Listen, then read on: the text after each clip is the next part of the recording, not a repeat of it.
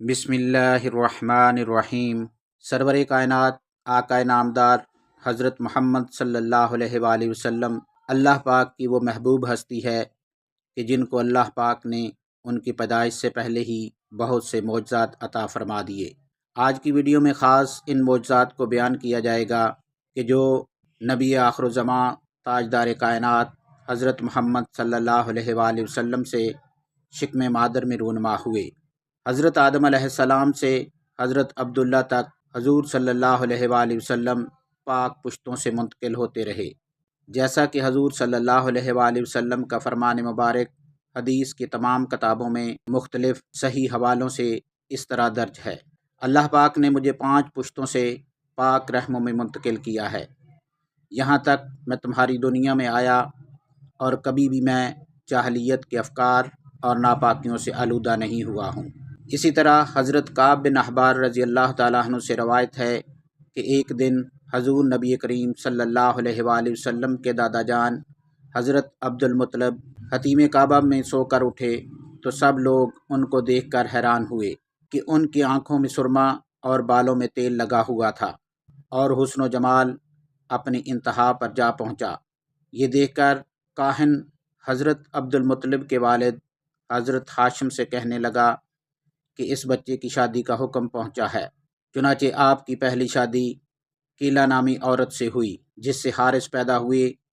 کیلا کے انتقال کے بعد حضرت عبد المطلب کا نکاح ہندہ بنت عمرو فاطمہ سے ہوئی جس سے حضرت عبداللہ پیدا ہوئے۔ ایک دفعہ حضرت عبداللہ نے ایک خواب دیکھا جس کو انہوں نے اپنے والد حضرت عبد المطلب کو یوں بیان فرمایا: اے میرے بابا، میں نے خواب دیکھا کہ میں بطحا سے باہر آیا ہوں اور میری پشت سے 2 نور نکل آئے، ایک مشرق کی جانب اور دوسرا نور مغرب کی جانب پھیل گیا، اور وہ دونوں بڑی تیزی سے پلک جھپکتے ہی واپس میری پشت میں چلے گئے۔ حضرت عبد المطلب یہ خواب سن کر بے حد خوش ہوئے اور اپنے بیٹے سے فرمایا: اگر تم نے واقع یہی خواب دیکھا ہے تو میرے بیٹے، تم سے عالم کی بہترین مخلوق وجود میں آئے گی۔ اس کے بعد حضرت عبد المطلب نے اپنے پیارے بیٹے حضرت عبداللہ کا نکاح مکہ کی سب سے ذہین، قابل، پاک باز، حسب و نسب میں سب سے بہتر اور طاہرہ خاتون حضرت آمنہ سے کر دیا۔ آپ نہایت پارسا، پرہیزگار، طہارت نفس، شرافت نسب اور عزت و وجاہت والی صاحب ایمان خاتون تھیں۔ آپ قریش کی عورتوں میں حسب، نسب اور فضیلت میں سب سے ممتاز تھیں۔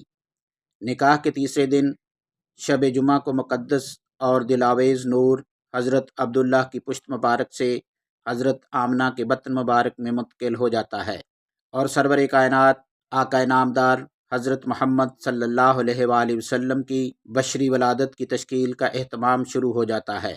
ناظرین، تمام ائمہ اکرام اس بات پر متفق ہیں کہ شب جمعہ کی رات تمام راتوں سے افضل ہے، کیونکہ اسی رات سارے عالم میں جو خیر و برکت نازل ہوئی وہ قیامت تک کسی رات میں نہیں ہوگی۔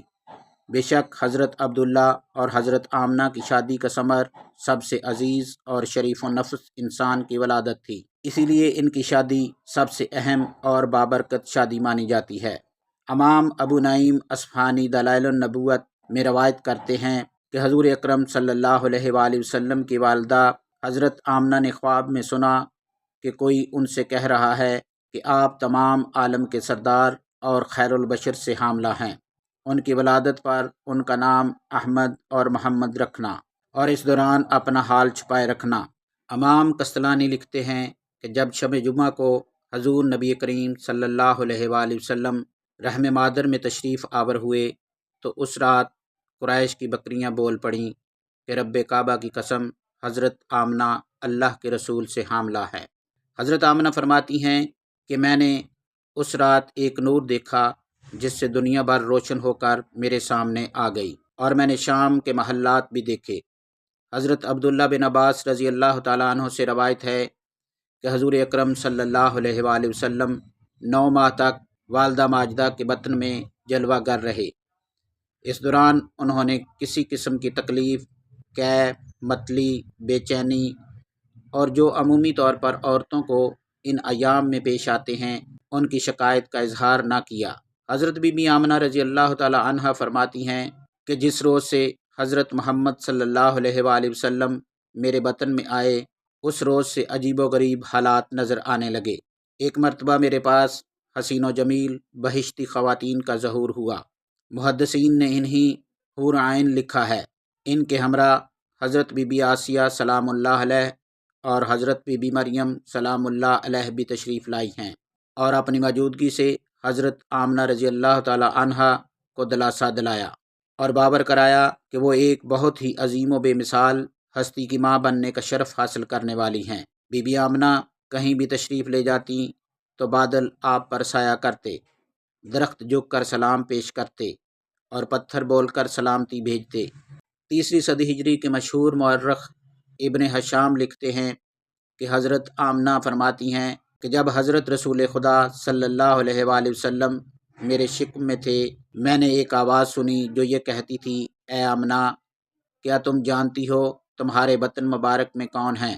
وہ پیغمبر آخر الزماں ہیں۔ جب وہ اس دنیا میں تشریف لائیں گے تو یہ ذکر پڑھنا، اے اللہ، میں اپنے بچے کو ہر حسد کرنے والے سے تیری پناہ مانگتی ہوں، اور اس کے بعد اس کا نام محمد رکھنا۔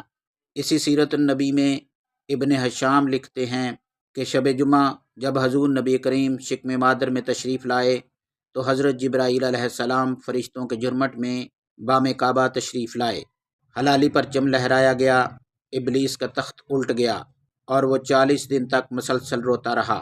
حضرت ابن عباس سے یہ روایت سند صحیح کے ساتھ مروی ہے کہ جب تمام کاہنوں کو اطلاع ہوئی کہ اللہ کے آخری نبی شکم مادر میں تشریف لے آئے ہیں، اور وہ ایک دوسرے سے مشورے کرنے لگے کہ کیسے ان کی ولادت کو روکا جائے۔ حضرت آمنہ فرماتی ہیں کہ جب میں کنویں سے پانی بھرنے کے لیے جاتی تو پانی خود سطح پر آ جاتا کہ مجھے تھوڑا سا بھی جھکنا نہ پڑے۔ مجھے درخت، چرند پرند، پہاڑ اور جانور مبارکیں دیتے اور مجھے سلام کرتے۔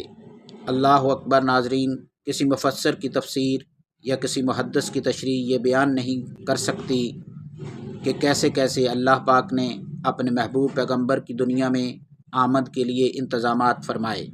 ویڈیو کو اسی بات میں سمیٹتے ہیں کہ عربوں کی عقل مند خاتون، فہم اور سمجھ میں بے نظیر، اپنی وفات کے وقت اپنے بیٹے حضرت محمد صلی اللہ علیہ وآلہ وسلم سے کہتی ہیں، بے شک ہر زندہ مر جائے گا، ہر نیا پرانا ہوگا، ہر جماعت فنا پذیر ہوگی، میں بھی مر جاؤں گی لیکن میری یاد ہمیشہ رہے گی۔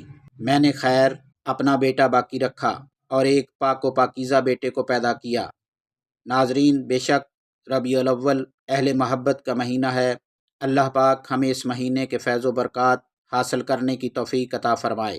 اللہ تعالی ہمیں توفیق عطا فرمائے کہ ہم پختہ ایمان، اہل محبت و عشق بن سکیں، تاکہ ہمارا نام بھی آقا نامدار محبوب رب کائنات صلی اللہ علیہ وآلہ وسلم کے عاشقوں میں لکھا جا سکے۔ ناظرین، اگر آپ کو ہماری ویڈیو اچھی لگی ہو تو اس کو لائک کریں، شیئر کریں اور سبسکرائب کریں۔